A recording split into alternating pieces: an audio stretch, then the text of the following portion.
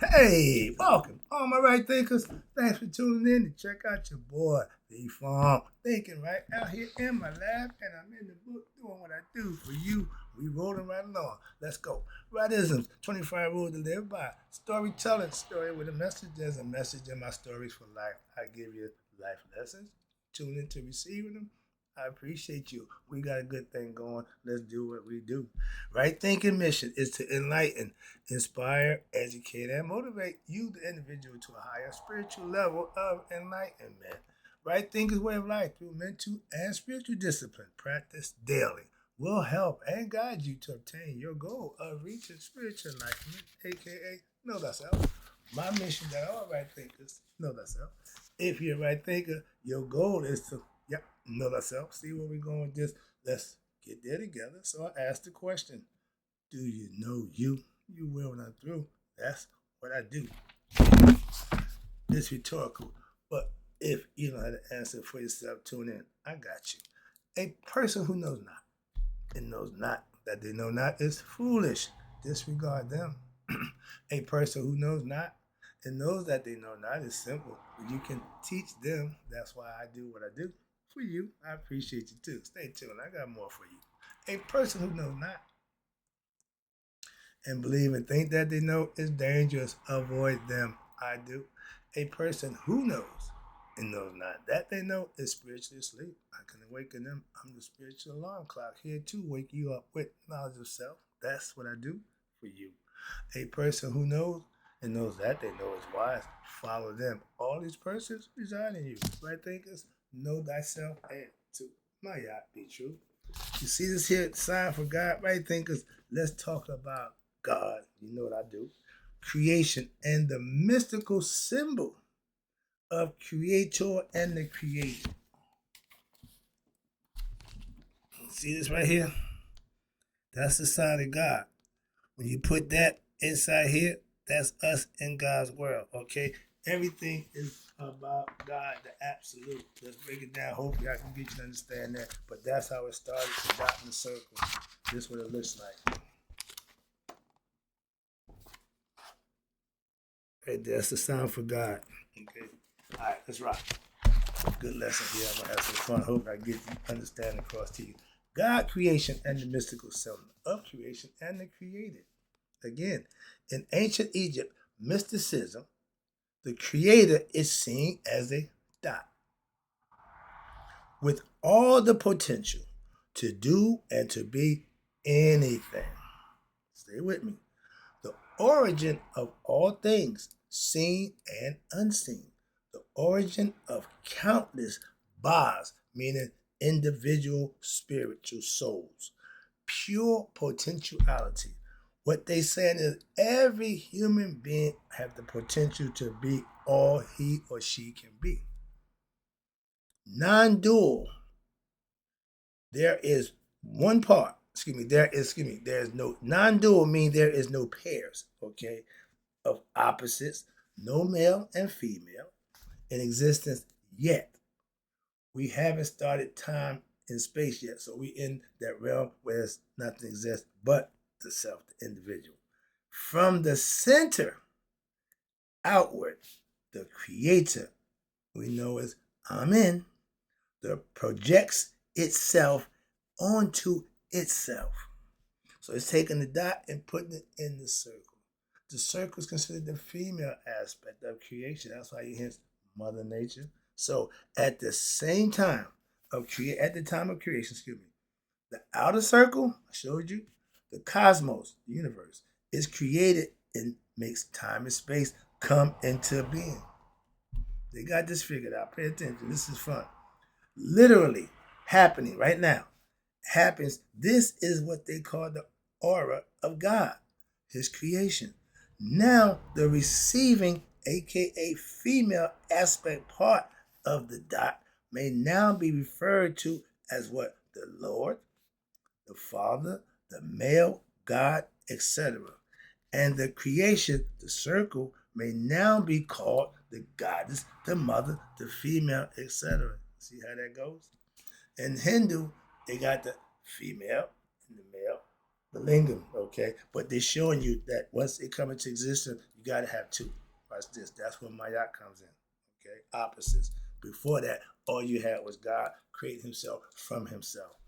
Hope you get that understanding. From that point on, everything comes in pairs, opposites. That's what they're preparing you. Watch this. So, watch this. So, when creation is created from the one, an apparent division occurs. Now there exists what? Two principles. Maya. These encompass the notion of duality, which male and female, the mover and the moved, the vivifier and the vivified. See where we're going with this? Positive and negative, good, bad, giver, receiver, all together in one body called from the Indian concept, the all, the Brahmin, the all. We call it Nibircha. They call it the all. Again, I just gave you, everybody got a concept for what they call God. It's okay. It's all the same thing, just by different name and concept.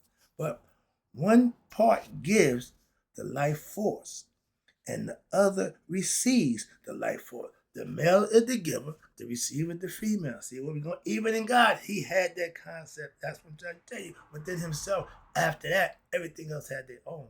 Male and female, he made thee. All right, so one part gives life force and the other receives life force. So this is called reciprocity. See the infinity sign? Reciprocity goes because when you breathe out, I breathe in. When I breathe out, you breathe in. So you giving me life, and I'm giving life back to you. That's the concept, okay? Watch this. And the life force, and it returns it back, like I just tried to explain to you, to the source in what they call a perpetual cycle, where nothing gained or nothing lost. We have, at this point in time, maybe 9 billion people on the earth, 9 billion bars, individual spirits from God. God haven't added nothing, and we have a bunch of people dying by the millions, and he ain't lost nothing. That's God. That's the power to what? Not miss anything, but to give, receive, and give and receive continuously. No matter what goes on, that's going to continue to go. That's the cycle of life. The cosmos, which is nature, and everything in it, including all living human beings on all planets. We don't know about somewhere else right now, but we know that's the concept. And all planes of existence are really just one supreme being that's being viewed as separate entities by who? By our individual conditioned mind, that they are still what? One whole. And this symbol we know is called Ra. And this is what it looks like. The dot, the circle, right there. They say the Big Bang wasn't a bang, it was a Ra. Okay. And the sun signifies what? Energy. Non-stop, perpetual energy. We know it as light. Energy, frequency, and vibration. This is what this is the sign for the God ancient times. Then we move to the staff, the stick, ones in the coffin. Then we start getting anthropomorphic body forms in different shapes to signify different aspects of God. So it's been done a bunch of times, and it's just the what? Purpose of teaching to give you understanding of you being God. Watch this. You're getting there. How could man become God? Man is God in the flesh. He just don't have conscious of that. Until he learned that, he still think what? He's human. That's the ego. That's the self, which is fine. But that's why we teach. That's why we instruct, to help you know thyself, your higher true self. And I just showed you the sun disk with this symbol is seen in almost every yantra. Those are drawing diagrams. I can't the name. The mantras, all these stuff, the yantras are drawings, okay. But it's symbolic diagram that's containing what they call mystical knowledge, is often used for what? Daily meditation. Of what? The Indian, Hindu, and Tantra religious mythologies. It is known as the Bindu seed, the primordial origin of all things. In India, everybody knows about this dot here, the Bindu seed. Okay, that's what God started. The dot. The dot. Hello. That's my man Sadi Guru. Hello. But they understood that philosophy and mythology, and they put it that you know. Okay? So they had that understanding. They had that knowledge. What's this? That they got from Egypt. Models, or what we call diagrams, are always faulty. Excuse me. Always faulty because what? Of the limited human mind, and because we are trying to use words and other approaches to understand a world which is beyond words and symbols. The astral plane, the spiritual world, where you just got mind and spirit. Don't need the body. Okay, so that's the two dimensions. In ancient Egypt, terms the designation netter means one, netterum is plural, neberture means all encompassing, and panetter are not to be considered as being in the same category as the netters. Understand that. Also, while high god and goddess forms, such as those of, you ready? Asar, Amun, Ra, and Aset, are all depicted as what we call anthropomorphic, okay, deities. Ra, Asar, excuse me, mummified, excuse me, Amun, the hidden one, Ra, the sun, visible, and Aset, which is intuitive wisdom and immortal knowledge of self. She's the female aspect of all the high gods.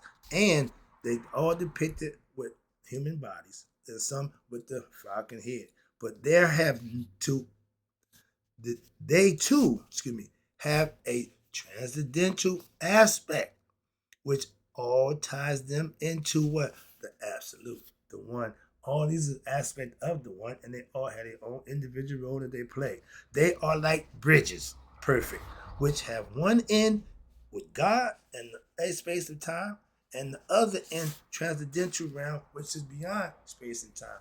My pastor called me an evangelist because I got one connection to God, not other connection to the people who need to know God. I'm the messenger. So I got a problem with that. So I'm an evangelist. I do my work outside the church. I do my work here for you. All right. But I get the concept.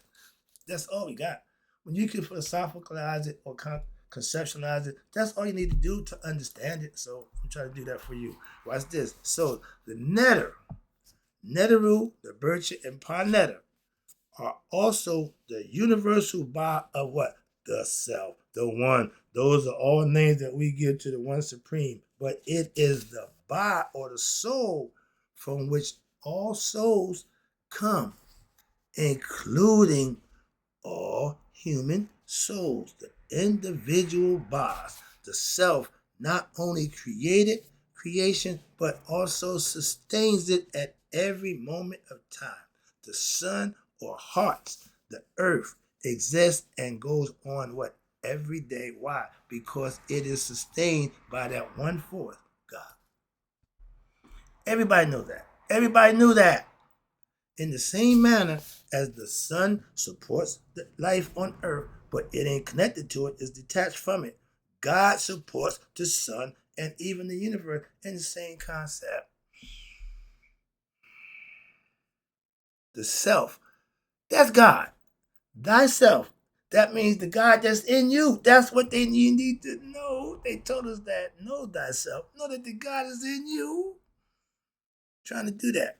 The self is not located, watch this, in the realm of time and space. No, as are the other netters and the three worlds, the earth, the duat, the intermediate world, the astral plane, and heaven, as they are known in the Kemetic Egyptian system is earth physical, intermediate or duat astral, and the casual is heaven, as they are known in the Indian Vedanta system also.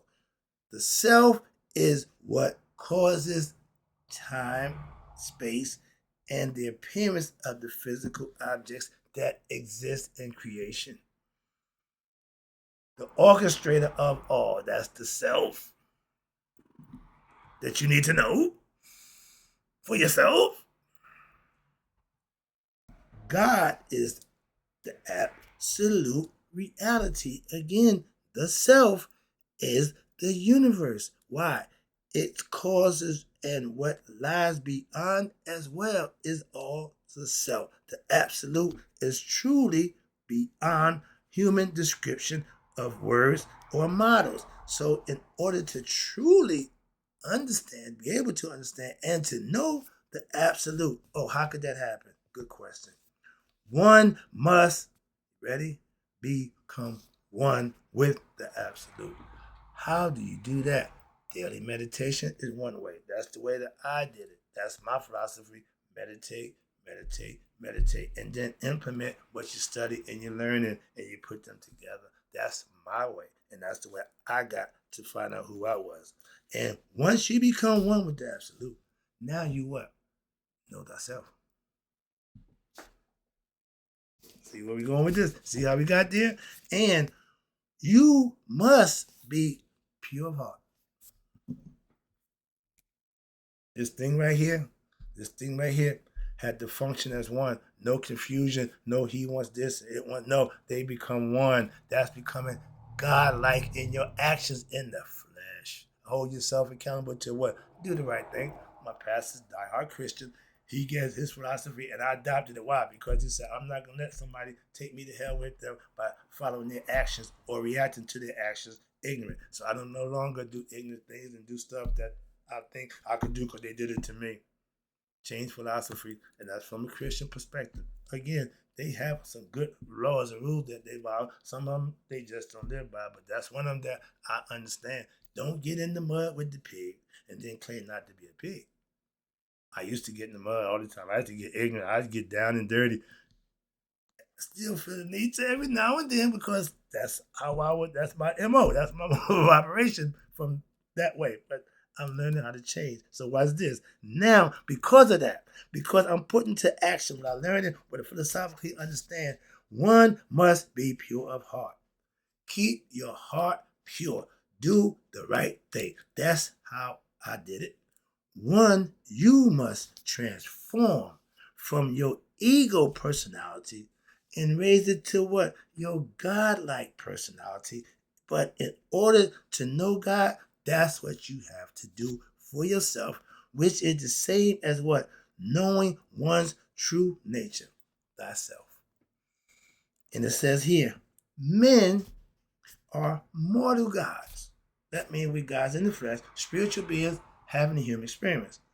Once we become enlightened, we become gods, as gods are what? Immortal men.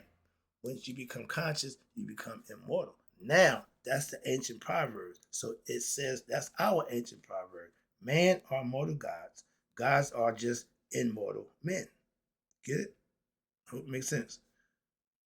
Human is mortal. God is immortal. When you realize you are God and you realize that for yourself, that's the ancient Egyptian proverb. Know ye not that ye are gods. This is a quote from Jesus. Know ye not that ye are God. That means y'all don't know who you are. Christ came 2,000 years ago and told you that. The Egyptian been telling you that 10,000 years ago. And we still ain't figured that part out yet. Jesus Christ. How ignorant are we as a people? In all creation, I'm about to take it home right here. I'm reading another paragraph of more information. All creation and the absolute realm is what? One. That's why no matter what religion you profess, when you get to God, it takes all out the way. All that's out the window now. We all become one. We started that way. You just got to figure it out. When I found God, my pastor was already there. That's the concept. So through the veil of I said, which is the ignorance of thyself, when you lift that veil, you've gotten what? Understanding and knowledge of self. And it appears as though what? Creation is dual, consisting of what? Heaven and earth. Everything after God came in pairs. Nothing was single except God, the one. Everything else is dual. Good and evil. Negative and positive. Male and female. Yin and yang. I can go on. You get the concept? Creator and created. And so on. Get the concept. But this appearance, however, is really an illusion that's created by what? Our ignorance of our conditioned mental process, which identifies with our human limited individual self ego, the bar instead of with what? The source. We get caught up in the ego self. The spirit thinks it is who it is. In the self, but the ancient Egyptian goddess Aset says, I, Aset, am all that has been, all that is, or shall be, and no mortal ignorant man have ever unveiled me. Only those who gain knowledge of self and enlighten the third eye, open it up to see what past the ignorance and lift the veil of ignorance for themselves. In the Christian Bible, it is written, no man have seen God at any time. I agree. Why? Because God is not visible. He's spirit and conscious. That's why. You got to experience God. You don't see him. You experience it. And when I said God's true name, he didn't say it to her. He didn't know. He telepathically, from heart to heart, breast to breast, fed it to her with understanding, knowledge, okay, internally.